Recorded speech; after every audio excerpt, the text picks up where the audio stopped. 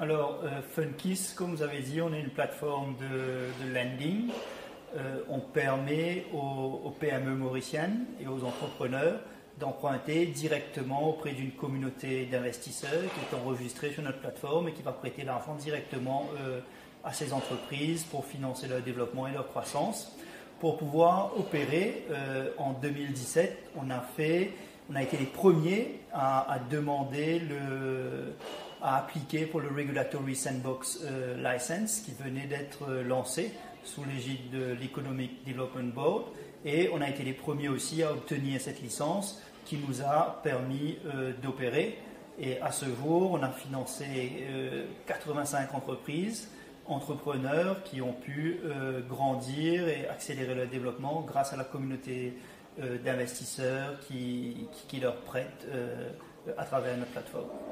Et comment vous retrouvez, comment vous avez survécu, on peut dire, la pandémie, le business, l'entrepreneur de Funkiss, comment vous avez vécu ce moment-là en tant que business? Alors, le Covid, donc bien évidemment, a été un moment dur pour tout le monde.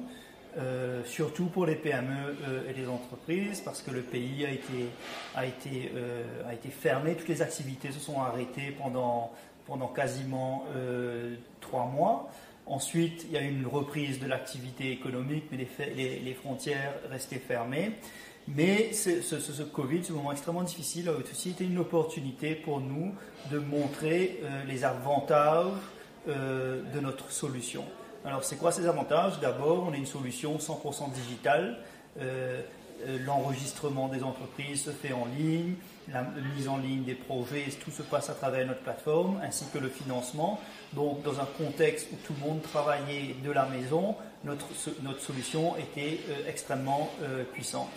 Ensuite, cette période de lockdown nous a permis aussi de travailler étroitement avec les autorités, notamment l'EDB, le ministère des Finances, et un partenariat a été mis en place entre d'un côté Funkiss et de l'autre SME Equity Fund, qui est un partenariat entre le gouvernement mauricien, les institutions publiques et les banques commerciales. Et dans le cadre de ce partenariat-là, qui a été annoncé dans le budget en juin 2020 par le ministre des Finances, SME Equity Fund prêtera à hauteur de 10% sur tous les projets mis en ligne sur notre plateforme, jusqu'à un maximum de 100 000 roupies par projet. Donc nous sommes extrêmement heureux, contents de cette collaboration, parce que d'une part, ça vient crédibiliser et donner de la valeur à tout ce travail qu'on avait enclenché avec l'EDB en lançant le crowdlending à Maurice, qui, après 18 mois d'opération, est inscrit comme un nouveau mécanisme pour pouvoir booster le financement des entreprises à Maurice inscrit dans le budget. Ensuite, SME Equity Fund, c'est aussi le premier investisseur institutionnel de référence qui vient prêter aux côtés de nos investisseurs individuels sur les différents projets. Et ça, c'est extrêmement puissant, et j'espère que ça ouvrira la voie à d'autres investisseurs institutionnels qui viendront aussi prêter sur notre plateforme aux PME mauriciennes, afin de permettre aux PME locales de se relancer, de reconstruire leur trésorerie, leur part de marché, et pour pouvoir attaquer la reprise économique qui va venir. Et Paul, quelle est votre impression par rapport à ce genre d'événements où on regroupe tous les entrepreneurs, les SMI, et discuter, pour échanger les idées? Quelle est votre impression? Alors,